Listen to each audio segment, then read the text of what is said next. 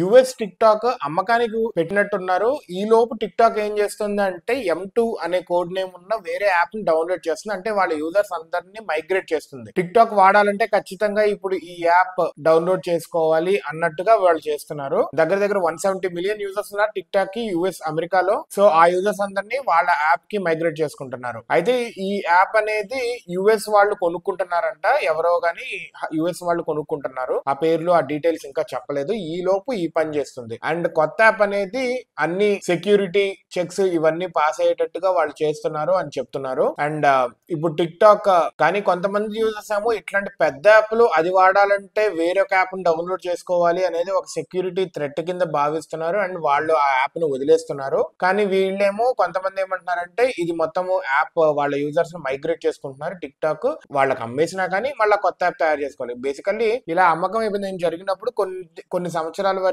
లేకపోతే కొన్ని నెలల వరకు అలాంటి యాప్ ని క్రియేట్ చేసుకోకూడదు అని ఉంటుంది. మరి ఇది అసలు ఏం జరుగుతుందో ఇక్కడ టిక్ టాక్ వాళ్ళే బయటికి చెప్పాలి.